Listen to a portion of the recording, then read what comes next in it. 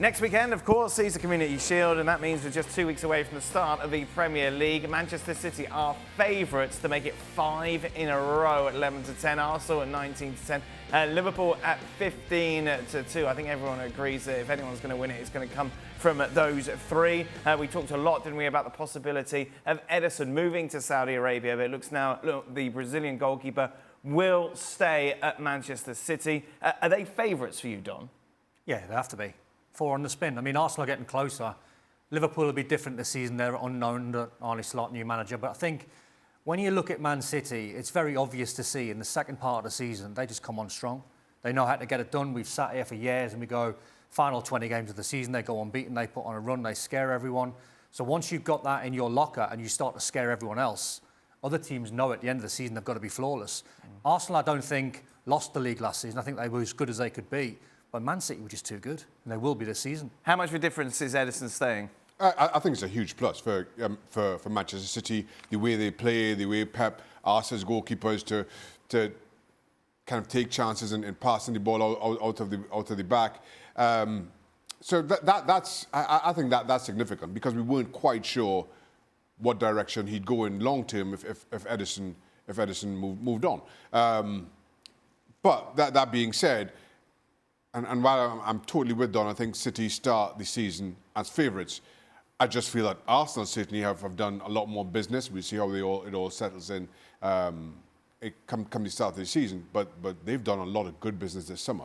And Arsenal have improved. I think they make a better fist of it.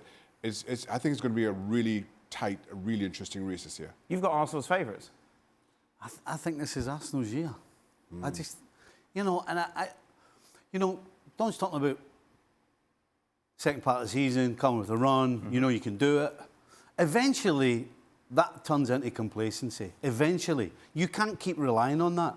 I think the last 2, maybe 3 years they've done that. You can't keep relying on that.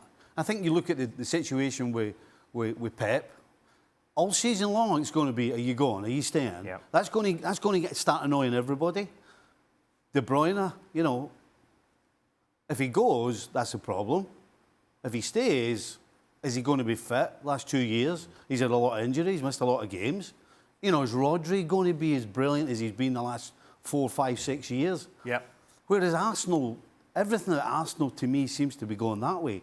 And you put on the signing of Calafiori, I mean, that back four's immense.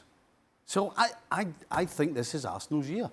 What's interesting, obviously, is there's still a lot of speculation about Victor Osimhen and where he could go. Obviously, he's not joined up with the Nigerian squad. His team are trying to sort out an exit away from Napoli. Conte wants Lukaku. Yeah. So in theory, you could see, well, maybe Osimhen going to Chelsea. But rumours over the last 48 hours are suggesting Arsenal could be a destination for him.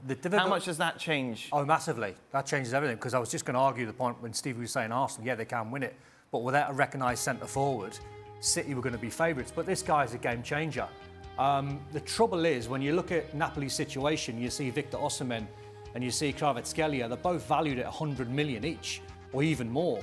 It's not really the market for teams now with PSR to spend that amount of money. So if Arsenal do get him, they're going to have to be clever. How hard would Arteta push to get him? Does he want an out-and-out striker? Well, I think, yeah, he needs one.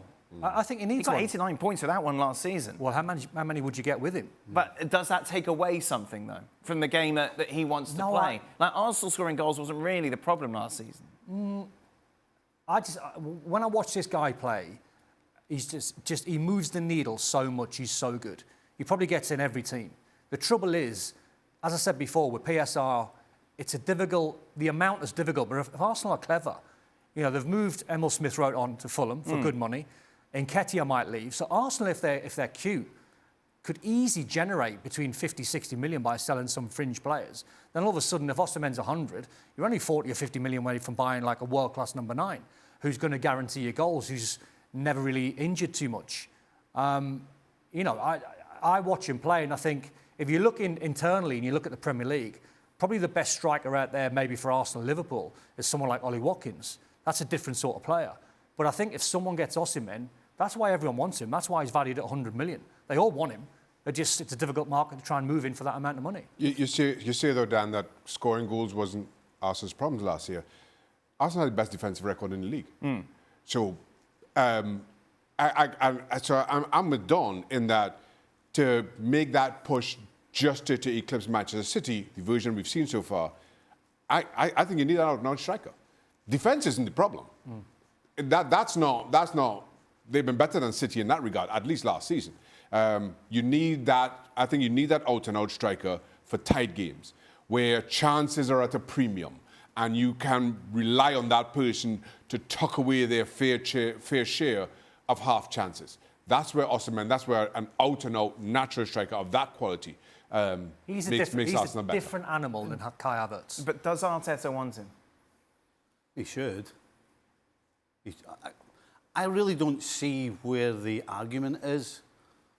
If somebody said to you, I'll tell you what, you can either have Havertz or you can have Osimhen.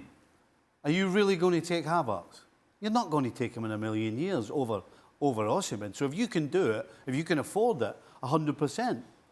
Agree 100% with Shaka's point. And when it really matters, and you maybe only have one chance in a game, again, the question is, who's going to score it? Is it going to be Havertz or is it going to be Osimhen? Now, everybody will say, well, he scored in the Champions League final. But the truth is, he takes too many chances to score his goals that Osimhen won't.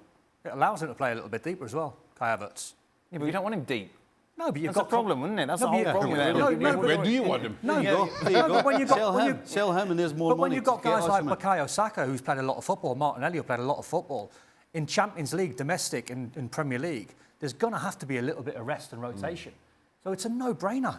If you can get the money to sign Osimhen, everyone wants him, Dan. He's so good.